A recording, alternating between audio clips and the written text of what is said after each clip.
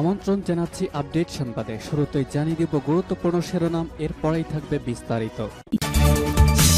প্রথমে মধ্যপ্রাচ্যে Iran Israel হামলা পাল্টা হামলা চলছে, আর এতে ইহুদিবাদী ইসরায়েলকে ব্যাপকভাবে ঘুরিয়ে দিচ্ছে ইরান।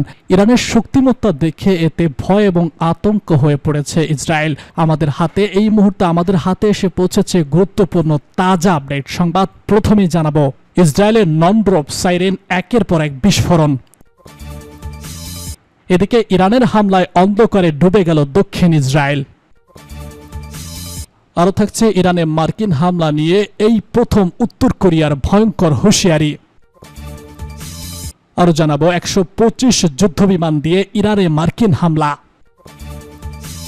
সর্বশেষ জানিয়ে দিব ট্রাম্প কি ইরানের পারমাণবিক শক্তি হওয়ার সম্ভাবনা আরও বাড়িয়ে দিলেন, জানাবো বিস্তারিত। এবার ইসরায়েলের ননস্টপ সাইরেন একের পর এক বিস্ফোরণ। ইসরায়েলের টানা সাইরেন বেজে চলেছে, আর তার সঙ্গে একের পর এক বিস্ফোরণের শব্দে কেঁপে উঠেছে বিভিন্ন শহর। ইসরায়েলি সেনাবাহিনী জানিয়েছে ইরান থেকে প্রচুর সংখ্যক ক্ষেপণাস্ত্র ছোড়া হয়েছে, যার ফলে সেন্ট্রাল এবং দক্ষিণ ইসরায়েলের বিভিন্ন এলাকায় বিমান হামলার সতর্কবার্তা হিসেবে সাইরেন বেজে উঠেছে। বিশেষ করে মাজদো, লাতিং এবং পশ্চিম জেরুজালেমের আশেপাশে একাধিক জায়গায় ক্ষেপণাস্ত্র আঘাত এনেছে বলে জানা গেছে। টাইম অব ইসরায়েল জানিয়েছে জেরুজালেমে সাইরেন বাজার সঙ্গে সঙ্গেই সেনেটের সদস্যরা নিরাপদ আশ্রয়ে চলে যান। এদিকে সাংবাদিকদের জন্য সোমবার ইসরায়েল ও অধিকৃত পশ্চিম তীরে রিপোর্টিং নিষিদ্ধ করা হয়েছে। ফলে অনেক সংবাদকর্মী আশেপাশের বেশ জর্ডান থেকে তথ্য সংগ্রহ করছে বলে জানিয়েছে আল জাজিরা। প্রতিবেদন অনুযায়ী ইরান থেকে পাল্টা হামলায় এ পর্যন্ত অত্যন্ত 450টি ব্লাস্টিক ক্ষেপণাস্ত্র নিক্ষেপ করা হয়েছে। এর মধ্যে অত্যন্ত 4টি ইসরায়েলি সরাসরি ইসরায়েলের বিভিন্ন স্থানে আঘাত এনেছে। স্থানীয় বাসিন্দারা জানিয়েছেন টানা প্রায় 35 মিনিট ধরে সাইরেন এবং বিস্ফোরণের শব্দ শোনা গেছে। তবে ক্ষয়ক্ষতির নির্ভরযোগ্য কোনো তথ্য এখনও জানা যায়নি, কারণ ইসরায়েল সেনাবাহিনী ভিডিও ও তথ্য প্রকাশে কঠোর নিষেধাজ্ঞা জারি করেছে। গত 10 দিনে ইরানি হামলায় সবথেকে বেশি ক্ষতিগ্রস্ত হয়েছে সেন্ট্রাল ইসরায়েল। হামলার শিকার হয়েছে হাইফার মতো গুরুত্বপূর্ণ শহরও। প্রতিবেদনে আরও বলা হয়, গতকাল ইরান তাদের আকাশ প্রতিরক্ষা ব্যবস্থা ফাঁকি দিয়ে একটি হামলা চালায়, যেখানে কোনো সতর্কমূলক সাইরেন বাজেনি। পরে ইসরায়েল নিশ্চিত করে এটি ইরানের ব্লাস্টিক ক্ষেপণাস্ত্র নিক্ষেপ ছিল, ভুল করে ছোড়া নিজস্ব প্রতিরক্ষা ব্যবস্থা নয়। উল্লেখ্য 13 জন ইসরায়েল ইরানে বড় ধরনের হামলা চালায়, যাতে পরমাণু স্থাপনা, সামরিক ঘাঁটি ও আবাসিক এলাকায় ব্যাপক ক্ষয়ক্ষতি হয় এবং 400-এরও বেশি মানুষ প্রাণ হারান। নিহতদের মধ্যে পরমাণু বিজ্ঞানী, সামরিক কর্মকর্তা এবং সাধারণ মানুষ রয়েছে। এর জবাবে ইরান অপারেশন টু প্রভিন্স 3 নামে উল্টো অভিযান শুরু করে এবং 23 জুন পর্যন্ত 21 দফা ক্ষেপণাস্ত্র হামলা চালায়। যুদ্ধ পরিস্থিতি এখনও উত্তপ্ত। ইরানের হামলায় অন্ধকারে ডুবে গেল দক্ষিণ ইসরায়েল। ইসরায়েলের দফায় দফায় হামলা চালিয়েছে ইরান। দেশটির এই হামলায় ইসরায়েলের একটি বিদ্যুৎ কেন্দ্রকে নিশানা করা হয়েছে। এতে এলাকা জুড়ে অন্ধকার নেমে এসেছে। সোমবার জর্ডানের এক প্রতিবেদনে এসব তথ্য জানানো হয়েছে। ইসরায়েলের ইলেকট্রিক কোম্পানি হামলার বিষয়টি নিশ্চিত করেছে। কোম্পানিটি জানিয়েছে দক্ষিণ ইসরায়েলের একটি বিদ্যুৎ কেন্দ্রে ইরানের ছোড়া ক্ষেপণাস্ত্র সরাসরি আঘাত এনেছে। এতে করে এই অঞ্চলে বিদ্যুৎ সরবরাহ ব্যাপক বিঘ্নিত ঘটেছে। কোম্পানিটি জানিয়েছে আক্রান্ত স্থানটি একটি কৌশলগত স্থাপনা ছিল। এদিকে ইসরায়েলে একের পর এক হামলা হয়েছে বলে জানিয়েছে আল জাজিরা। ইসরায়েলের সংবাদ মাধ্যমের বরাতে প্রতিবেদনে বলা হয়েছে ইসরায়েলের আসাদ এবং লাতিন শহরে ক্ষেপণাস্ত্র হামলা চালানো হয়েছে। গণমাধ্যম টাইম অব ইসরায়েল জানিয়েছে দক্ষিণ ইসরায়েলের আশদোদ এলাকায় ব্লাস্টিক ক্ষেপণাস্ত্র ছোড়া হয়েছে। এছাড়া জেরুজালেম শহরের দক্ষিণ লাজিজ শহরে ক্ষেপণাস্ত্র হামলা চালানো হয়েছে বলে জানিয়েছে সেনেট নিউজ। ইরানের এই হামলায় শহরে ব্যাপক ক্ষয়ক্ষতি হয়েছে। বার্তা সংস্থা রয়টার্স জানিয়েছে জেরুজালেম এলাকায় আবারও বিস্ফোরণের শব্দ শোনা গেছে। ইসরায়েলি সামরিক বাহিনী জানিয়েছে ইরান থেকে একের পর এক ক্ষেপণাস্ত্র হামলা চালানো হয়েছে। এর ফলে সেন্ট্রাল এবং দক্ষিণ ইসরায়েলে বিমান হামলার সতর্কবার্তা সাইরেন বেজে উঠেছে। টাইম অব ইসরায়েলের প্রতিবেদনে বলা হয়েছে জেরুজালেমে সাইরেন বাজার সঙ্গে সঙ্গে সেনেটের আইন প্রণেতারা নিরাপদ আশ্রয়ে ছুটে গেছেন। আল জাজিরা জানিয়েছে গত 10 দিনে ইরানের হামলায় ইসরায়েলে ব্যাপক ক্ষয়ক্ষতি হয়েছে। বেশিরভাগ ক্ষতি সেন্ট্রাল ইসরায়েলে হলেও হাইফার মতো গুরুত্বপূর্ণ অঞ্চলে গুরুত্বপূর্ণ শহরও বরাবর ইরান হামলা চালিয়েছে। উল্লেখ্য 13 জুন ইরানে হামলা চালায় ইসরায়েল। দেশটির এই হামলায় পরমাণু সামরিক এবং আবাসিক এলাকায় ব্যাপক ক্ষয়ক্ষতি হয়। এতে 400-রও বেশি ইরানি নাগরিক নিহত হন। নিহতদের মধ্যে উচ্চপদস্থ সামরিক কর্মকর্তা, পারমাণবিক বিজ্ঞানী এবং সাধারণ মানুষ রয়েছেন। ইরান এই হামলার পরই পাল্টা প্রতিক্রিয়া শুরু করেছে। 13 জুন পর্যন্ত অপারেশন টু প্রমিস 3 এর আওতায় ইরান ইসরায়েলে মোট 21 দফায় পাল্টা ক্ষেপণাস্ত্র হামলা চালিয়েছে।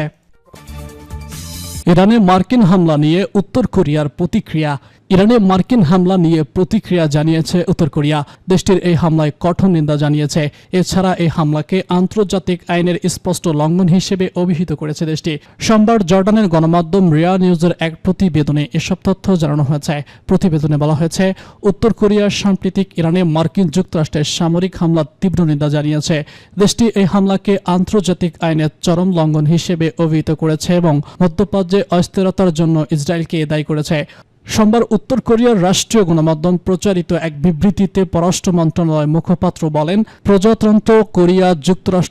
গণপ্রজাতন্ত্রী কোরিয়া যুক্তরাষ্ট্র কর্তৃক ইরানে হামলা চালানোকে কঠোরভাবে নিন্দা জানাচ্ছে, যা আন্তর্জাতিক সনদের সর্বত্র সম্পর্কিত নীতিমালাকে গুরুতরভাবে লঙ্ঘন করেছে। উত্তর কোরিয়ার সরকারের মতে এই ধরনের বিমান হামলা ইরানের সার্বভৌম অধিকার লঙ্ঘন করে এবং জাতিসংঘ সনদে বর্ণিত নীতিমালার পরিপন্থী একটি আক্রমণাত্মক পদক্ষেপ। বিবৃতির মুখপাত্র আরও বলেছেন, ইসরায়েলের জোপজুয়া সাহসিকতা মধ্যপ্রাচ্যে বর্তমান উত্তেজনার মূল কারণ। তারা দাবি করে, ইসরায়েলি কর্মকাণ্ডই এই অঞ্চলের অস্থিরতা বাড়িয়ে তুলছে। এর আগে ইরানে মার্কিন হামলার প্রতিক্রিয়ায় জানান ইরানের সর্বোচ্চ ধর্মীয় নেতা আয়াতুল্লাহ আল খামেনি। তিনি ইসরায়েলের বিরুদ্ধে শান্তি অব্যাহত থাকবে বলে প্রতিশ্রুতি দিয়েছেন। ইসরায়েলের সঙ্গে যোগ দিয়ে ইরানের পারমাণবিক স্থাপনায় মার্কিন হামলা চালানোর পর এটি তার প্রথম সামাজিক মাধ্যমে দেওয়া বিবৃতি। সামাজিক যোগাযোগ মাধ্যম এক্স পোস্টে দেওয়া এক বিবৃতিতে তিনি বলেছেন, জায়নিস শত্রু এক বড় ভুল করেছে, গুরুতর অপরাধ করেছে। এদিকে শাস্তি দিতে হবে এবং তারা শাস্তি পাবে। এটাই এখনই শাস্তি পাচ্ছে। 125 বিমান দিয়ে ইরানে মার্কিন হামলা। এবার ইরানের পরমাণু স্থাপনায় হামলা চালিয়েছে যুক্তরাষ্ট্র। দেশটির এই অভিযানে সব মিলিয়ে অত্যন্ত 125 বিমান অংশ নিয়েছে। সোমবার গণমাধ্যম CNN এর এক প্রতিবেদনে এসব তথ্য জানানো হয়েছে। প্রতিবেদনে বলা হয়েছে, ইরানে অপারেশন মিডনাইট হ্যাকার পরিচালনা করেছে যুক্তরাষ্ট্র। B-2 স্টেলথ বোমারু বিমান দিয়ে এই অভিযান পরিচালনা করা হয়েছে। মার্কিন গণমাধ্যম এক্স পোস্টে মার্কিন প্রেসিডেন্ট ডোনাল্ড ট্রাম্প বলেছেন, ইরানের 3টি পরমাণু স্থাপনায় হামলা চালিয়েছে যুক্তরাষ্ট্র। এগুলো হলো ফোর্দো, নাতানজ এবং ইস্পাহান। তুথ ন্যাশনালে এক বার্তায় ট্রাম্প লিখেছেন, আমরা ইরানের 3টি পারমাণবিক স্থাপনা ফোর্দো, নাতানজ এবং ইস্পাহানে আমাদের অত্যন্ত সফল হামলা সম্পন্ন করেছি। সব বিমান এখনই ইরানের আকাশ সীমায় বাইরে রয়েছে। CNN জানিয়েছে, যুক্তরাষ্ট্রের এই হামলায় B-2 স্টেলথ বিমান ছাড়াও আরও বিভিন্ন বিমান অংশ নিয়েছে।